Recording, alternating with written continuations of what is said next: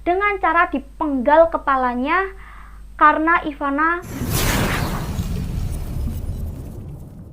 Halo semuanya, selamat datang di channel aku, Ninda Aristia. Buat kalian yang udah ngeklik video ini, terima kasih dan apa kabar kalian semua? Semoga kalian dan keluarga sehat selalu ya. Oke guys, jadi di video kali ini aku akan membahas kisah memilukan tentang Ivana Van Dijk. Seperti yang kita tahu, film Ivana yang diadaptasi dari novel Ivana Van Dijk karya Risa Saraswati tayang kemarin tanggal 14 Juli kan. Tapi apakah kalian tahu di balik film Ivana Van Dijk ini ternyata menyimpan sebuah kisah yang memilukan? Nah, di video kali ini aku akan sharing tentang kisah Ivana Van Dijk kepada kalian sedetail, sesingkat, dan serinci mungkin untuk kalian. So, tonton video ini sampai habis ya. Eits, tapi sebelum masuk ke videonya, boleh dong klik tombol merah yang di bawah itu. Nah, sip. Thank you guys buat yang udah ngeklik. Jadi tanpa berlama-lama kita langsung masuk aja ke videonya. Let's do it. Ivana Van Dijk adalah seorang perempuan berparas cantik yang merupakan keturunan Belanda. Ivana ini adalah anak pertama yang lahir dari kedua orang tua bernama Pieter Van Dijk dan Suzy. Ivana ini memiliki seorang adik laki-laki bernama Dimas Van Dijk. Nah, keberadaan keluarga Ivana di Indonesia ini dikarenakan tugas militer dari sang ayah yang mengharuskan mereka pindah ke Indonesia. Keluarga Ivana ini nggak kaya keluarga Belanda konvensional pada umumnya, di mana keluarga Ivana ini memiliki rasa cinta kepada bangsa Indonesia dan sangat dekat dengan warga pribumi yang membuat mereka dikenal sebagai inland. Hal tersebut ditandai dengan kedekatan mereka pada Gunawan yang merupakan pembantu dari keluarga Ivana ini. Nah, Pak Gunawan ini merupakan warga pribumi. Pak Gunawan juga memiliki seorang anak yang bernama Saiful. Saiful ini dari kecil sudah akrab dan dekat dengan Ivana. Paham sampai sini? Semoga kalian paham, oke? Kita lanjut. Namun, kedekatan mereka dengan warga pribumi ini menjadikan keluarga Ivana dikucilkan dan dianggap aneh oleh bangsa Belanda. Saat Ivana tumbuh dewasa, ibunya Ivana yang bernama Suzy ini melahirkan seorang anak laki-laki yang diberi nama Dimas Van Dijk. Dari kelahiran Dimas inilah timbul masalah dalam keluarga Ivana ini. Bahkan setelah adik Ivana ini lahir yang diberi nama Dimas Van Dijk, keluarga mereka semakin dijauhi dan dibenci oleh kalangan bangsa Belanda. Dikarenakan apa? Ya dikarenakan nama Dimas ini merupakan nama pribumi yang bangsa Belanda ini anggap sebagai nama yang tak pantas dan memiliki arti sebagai pesuruh. Kemudian setelah Dimas tumbuh dewasa, dia ini sering dikucilkan dan dibully oleh teman sekelasnya yang merupakan anak-anak keturunan Belanda juga, karena dari nama si Dimas ini yang merupakan nama pribumi. Ivana yang gak terima adiknya diperlakukan begitu, dia pun berusaha melindungi adiknya dari cemoohan teman-temannya. Dan seiring berjalannya waktu, Dimas ini akhirnya memiliki teman dekat yang bernama Elizabeth. Elizabeth ini nggak mengucilkan, nggak membuli Dimas, makanya mereka ini berdua menjadi sahabat. Siapa sih si Elizabeth ini? Jadi Elizabeth ini adalah putri dari atasannya ayah Ivana yang bernama Rudolf Bauer. Selama persahabatan si Elizabeth sama Dimas ini, mereka hanya saling tuker-tukeran surat karena si Dimas ini nggak ingin pertemanan mereka dipublikasikan.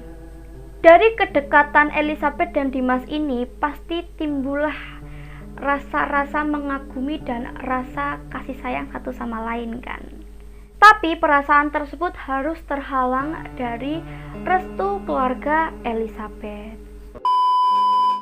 Suatu ketika, ayah Elizabeth yang bernama Rudolf Bauer mengetahui kedekatan keluarga Ivana dengan warga pribumi.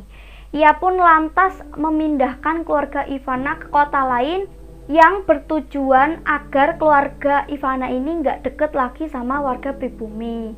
Nah, dari kepindahan tersebutlah membuat si Dimas ini sedih karena kehilangan sama sahabatnya yang bernama Elizabeth. Setelah kepindahan dari keluarga Ivana ke kota lain ini, ayah Elizabeth mengetahui hubungan antara Elizabeth dan si Dimas. Dia pun langsung memaki-maki si Dimas dan melarang si Dimas untuk bertemu lagi dengan Elizabeth. Dari situlah Dimas kabur dari rumah selama berhari-hari.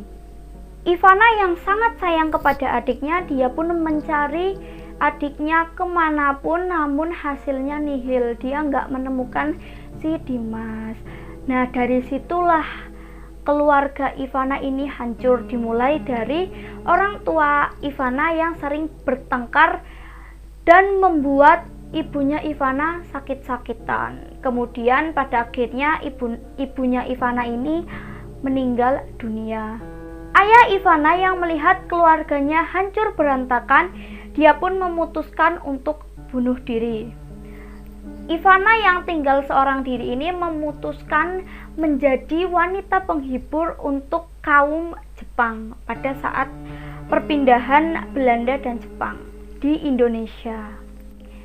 Ivana ini tinggal di rumah Nyonya Sari yang merupakan tempat penghibur wanita Jepang. Ivana sempat merombak dirinya, namun dia tetap menjadi primadona di kalangan wanita penghibur tersebut. Ivana yang memiliki paras cantik membuat salah satu jenderal Jepang yang bernama Matsuya sering mendatanginya. Dari situlah hubungan antara Matsuya dan si Ivana ini terjalin. Sempat terlintas di benak si Ivana untuk mengkhianati Belanda.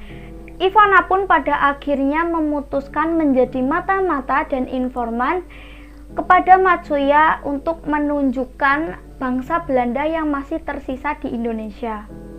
Hubungan tersebut membuat dendam Ivana kepada bangsa Belanda yang telah menghancurkan keluarganya ini terbalaskan.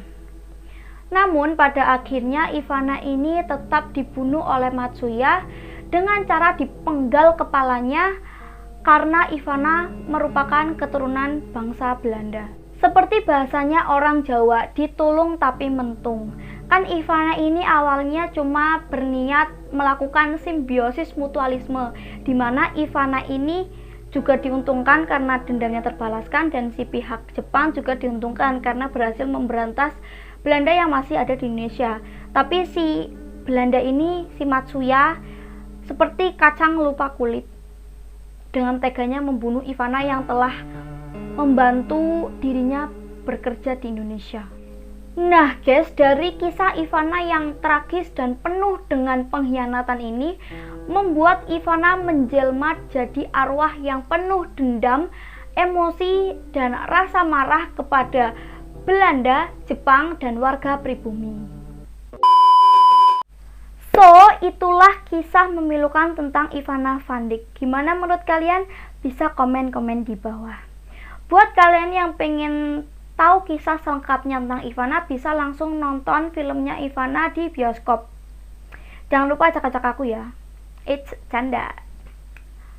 Dan buat kalian yang pengen request, kasih saran, masukan, dan kritikan, bisa langsung di kolom komentar ya guys.